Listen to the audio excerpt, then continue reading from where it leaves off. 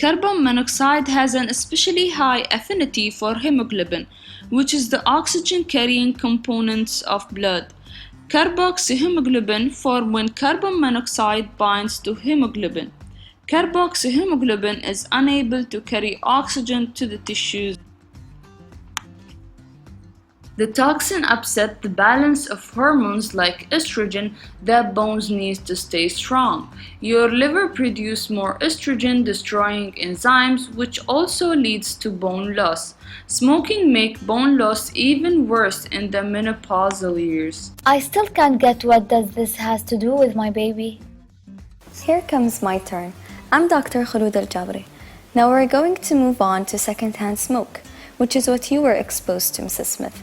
Secondhand smoke is also called environmental tobacco smoke, and when non-smokers are exposed to secondhand smoke, it's called involuntary smoking or passive smoking.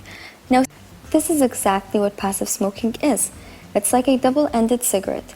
You are inhaling, but the smoker is exhaling, which makes you passively smoking. So do you mean that I'm considered a cigarette smoker? Not physically with a lit cigarette in your hand, but in other terms, yes, you are smoking, as long as you are getting all these chemicals a cigarette produces from it. My health risks are like my husband's, even if I'm not actually smoking? Yes, but let me break things down for you. Non-smokers who breathe in secondhand smoke take in nicotine and toxic chemicals the same way smokers do. The more secondhand smoke you breathe, the higher the level of these harmful chemicals in your body. So, being exposed to secondhand smoke can cause deaths.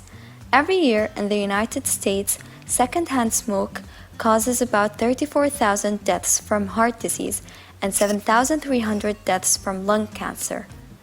They also have an increased risk of heart attacks and strokes. Some of the general health risks of secondhand smokes in adults are poor lung function, respiratory diseases, cancers like lung cancer, and for women, they've got a greater chance of having difficulty conceiving and suffering more miscarriage. And for children, they could suffer from asthma, respiratory problems, behavioral issues, sudden infant death syndrome, and low birth weight.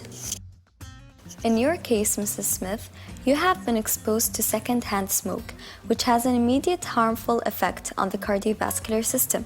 Therefore, your risk of getting a heart attack has increased by 25 to 30%.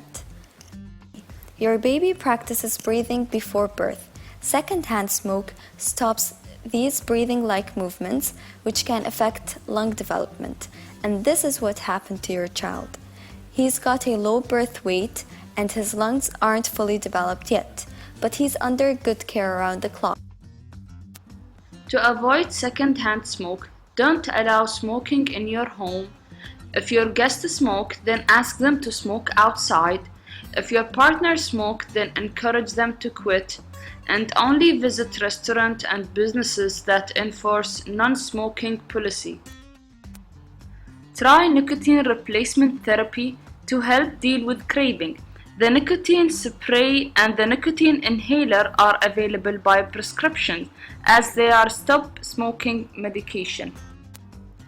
If you feel like you're going to give up on your tobacco craving, tell yourself that you must first wait 10 minutes and then do something to distract yourself for that period of time. This simple trick may be enough to drain your tobacco craving. If you feel like you're going to give up on your tobacco craving, tell yourself that you must first wait 10 minutes and then do something to distract yourself for that period of time. This simple trick may be enough to drain your tobacco craving. You might be tempted to have just one cigarette to satisfy a tobacco craving, but don't fool yourself in believing that you can stop it.